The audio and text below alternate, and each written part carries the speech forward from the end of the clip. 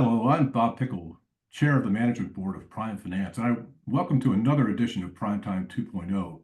Prime Finance is a series of conversations with people in the world of international finance and law.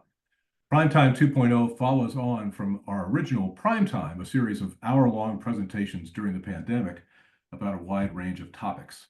Like the original PRIMEtime sessions, PRIMEtime 2.0 conversations are available on our website, primefinancedisputes.org, and are also on our YouTube channel.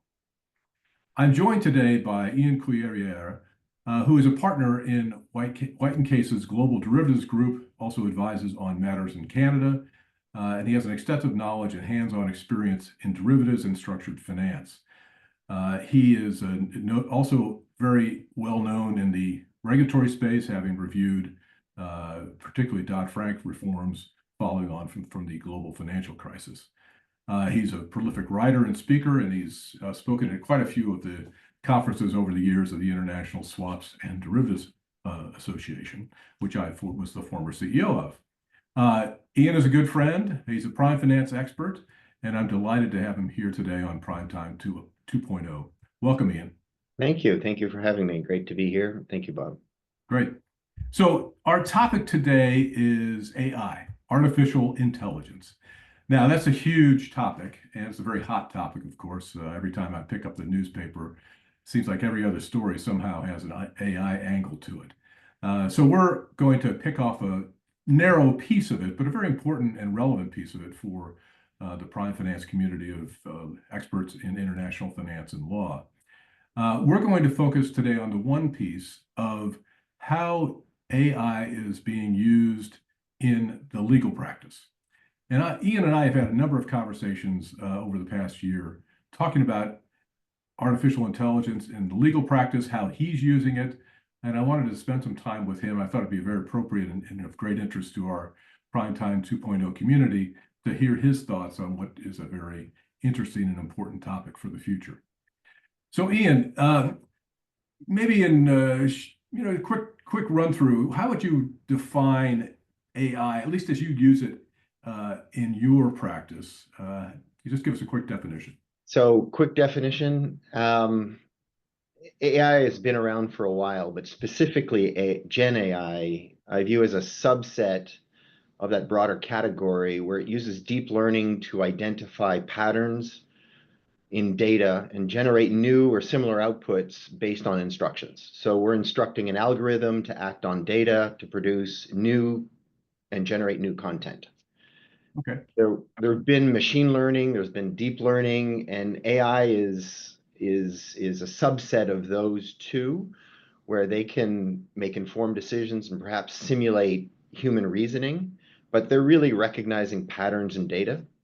Whereas Gen AI goes a step further and creates new patterns and new data, new content, which the other two broader categories of AI that have been around perhaps for a while don't actually do. Okay, so how does that translate into how it's changed the way you practice law? It's a good question. Maybe before getting into it, I should say that as we're experiencing this change, we are never, as humans, aren't very good at kind of processing and internalizing exponential change. So we've now seen AI, Gen AI, be upon us since the end of 2022, perhaps when ChatGPT became public around Thanksgiving in that year, and it has changed significantly. And the experts in the field tell us that it's changing exponentially. So it's around us. We don't necessarily see it, but it's becoming, and it will all of a sudden be upon us. And we'll say, well, how did this happen? How did we get here? So there's that experience, that change that's there that we're not necessarily, unless we really get our mittens into it, not necessarily seeing it as we might holistically see. How have I seen it or use it? I should say also that when we use data for AI, we at White & Case bucket data into three categories. So there's client data, most sensitive, there's firm data, and then there's public data. And we need to be mindful of that. So how I use it, how we use it, certainly is respectful of those requirements, our ethical obligations towards clients, And then the last kind of limiting factor, which is perhaps the most important, is that we are today and will always remain responsible for the advice that we give our clients. And so in that sense, you see it as a tool to improve efficiency, productivity, and frankly, to produce better work product in the time available to us. So how have I been using it? Legal research. Legal research that we have tools available to us puts a research assistant at our fingertips. You can ask it questions that are rather pointed. Things like, how is replacement price in that concept been ruled upon by courts in trading agreements, to determine liquidated damages and what gets included and what gets excluded. I've had occasion in the past, recent past, to look at the contours of the bankruptcy safe harbor and the scope of that safe harbor in its application to forward contracts. Over a weekend, I had to come up with the research and the result and the answers. I was fairly certain I knew the answer, but wanted to delve further into it, make sure there wasn't new case law that added new color to the answer. And 30 minutes, 45 minutes of research got down into the details of a case that's relevant to this. It's the National Gas Distributor case in the US that is often referenced in this analysis. And it's a 4-part test. And you can ask it the pointed question of what case is considered that fourth prong of the 4-part test in national gas distributors, such that you were looking at the relationship between a forward commodity agreement and the financial markets and where that was found to exist or not exist. So again, that I'm being very specific in an example, a recent example, but it gives you an idea of how pointed you could be with your questions and get answers quickly. So the program gave me a summary of the answer, short answer, considered many authorities, and found 6 that were relevant. With a click of my mouse, I had access to all the cases and was able to consider it. And that's just the starting point for the research. So use it for research, certainly. Translation, another. Use it to consider new case law and legislation and regulation. So if a new piece of legislation comes out, I can use AI to help me with the first read, or draft articles or write articles around it. You prompt it with questions. You load the new legislation into the AI agent, whichever one you're using, whether it's ChatGPT or Claude or Gemini. Those are the 3 big ones. I often reference them. Ask it questions in perhaps an FAQ format, or ask it to prompt you with the questions that you should be asking it about that new legislation, and use it as a tool to kind of reverse engineer what the first read might teach you about the legislation, get more out of it in that way. So if you want to, through these answers, you can cut and paste the responses into a Word document and start using that as the rough outline for an article that you might write after that first read. So it accelerates and makes you more productive in that sense. Today, I guess I use deep research, which I don't know if you're familiar with, but deep research is one of the tools of each of these AI platforms that really goes away and thinks of the prompt that you're asking of it, goes away, prepares a response after 10 or 15 minutes, and it can be a full-length first draft of an article.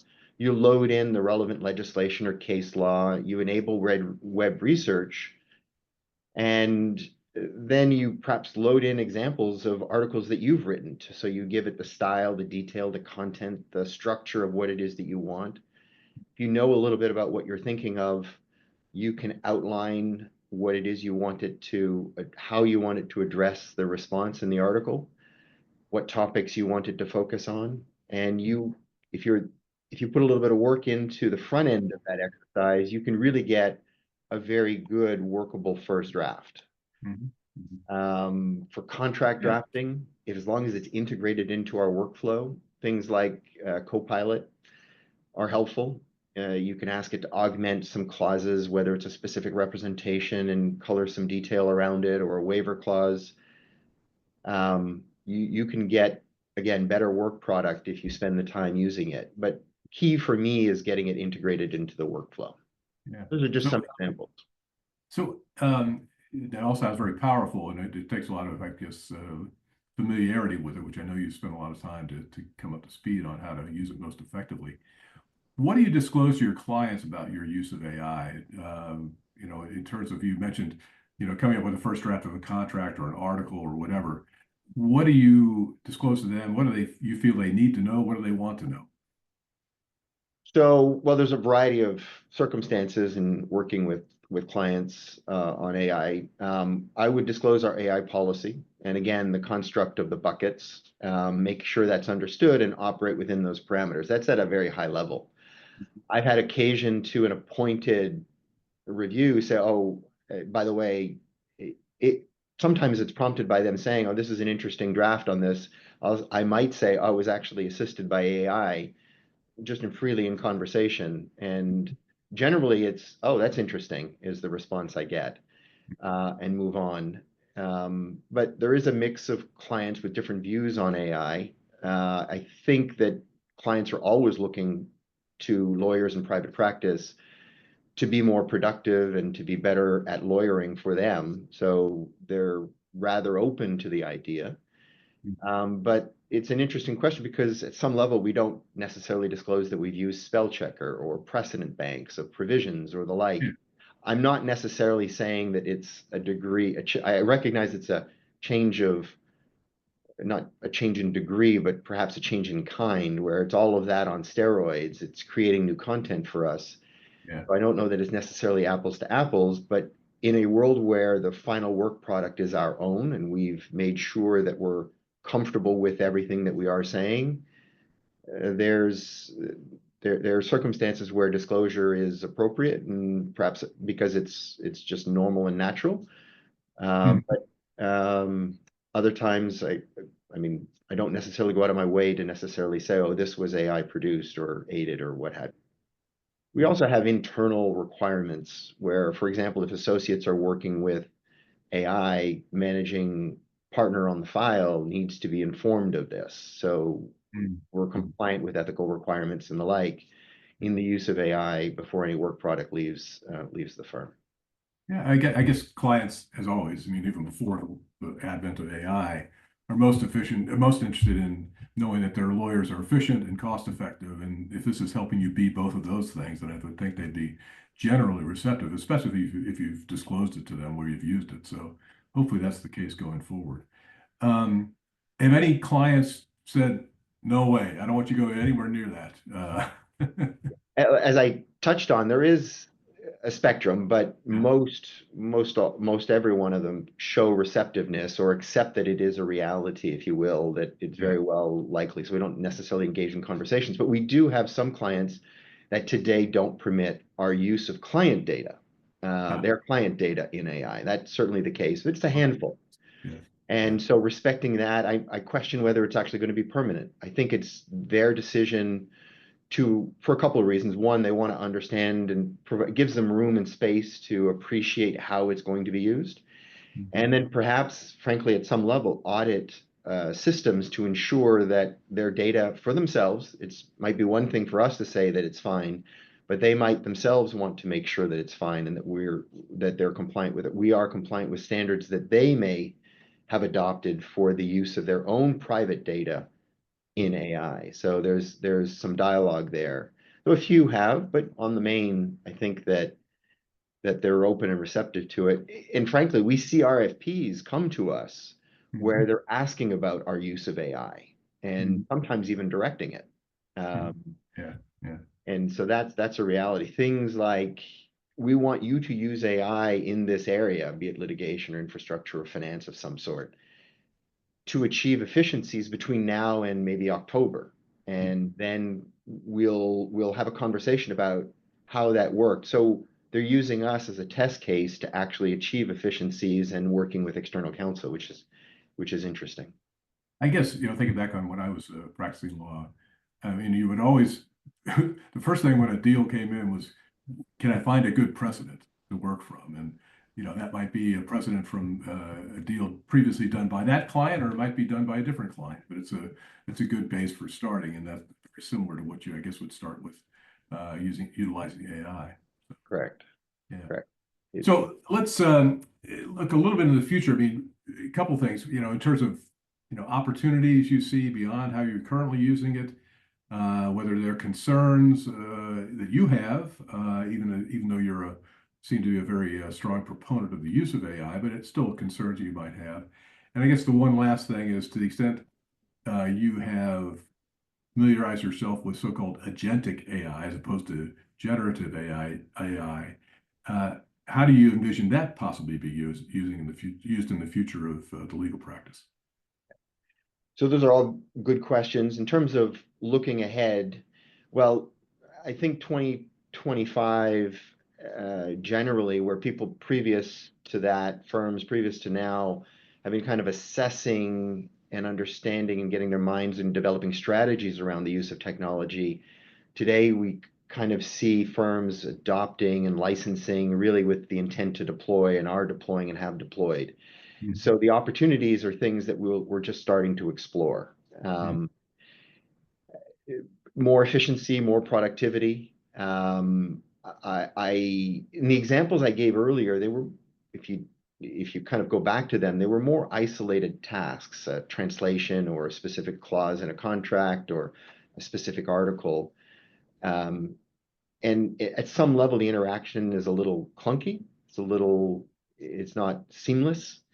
And I do hope, in the terms of opportunities, to see in the future the AI acting really as an extension of, and more integrated into the workflow of, given a deal or deal life cycle, or perhaps an arbitration proceeding or adversarial proceedings and the like, where it helps you with the depth and breadth of research, or it helps you with organization or drafting and tracking and all the rest. So that I certainly see as opportunities. Opportunities more generally, you can more or less expand and say, if it truly is the productivity enhancement tool that it is, where the existing number of lawyers remains constant, and at some level there is more productivity out of that group, you can hopefully see reorganization so that things like access to justice actually be improved. But that's maybe not my day-to-day, I have to be frank, but you can see wholesale changes where, whether it's in the medical field or the legal field, that there's just a bigger access to the assistance. In terms of concerns, well, there are always the ethical obligations towards clients. There's issues like copyright. There are issues like plagiarism, which are very important in the use of delivering anything for clients. Not clear on the answer to those, and some cases are making their way through the courts. In terms of the practice of law, there's always the concern of the business model and how it will adjust. There will be winners and losers in this. I do have concern with the speed with which it will perhaps adjust going forward. So there will be significant adjustment, but when you compound that with the speed with which it will actually change, that looking around the corner is difficult enough. When it's coming at you at 100 miles an hour, that is concerning. So there is that concern. Training junior lawyers to gain access to effectively the training that is traditionally been an apprenticeship program, broadly speaking. The practice of law in your first years is really just learning from others. How that changes, whether it changes, or it will change, how it can be improved or hampered, frankly, is another, I'll say, concern. I put it in the concern category because I don't really have clarity around how that's going to actually shape out. In terms of agentic AI, yes, the label, I've started to hear about it more recently. Maybe it was a year or so ago, I had conversations with others who were interested in AI, and at the time we only had Gen AI as a label, if you will. And we were talking about how you might prepare or ask the AI agent to organize everything from A to Z of your child's birthday party, your 6-year-old child's birthday party in 3 weeks on a Saturday from now. And just giving that agent your credit card, the AI agent your credit card, and have it go, and the fear that we would have in doing that. So you can imagine a world where, because everything is online, the venue selection, the theme, the catering, the invitations, the bookings, the update reminders, the party gifts, all of this can be prepared. But my point is that was a conversation a year ago.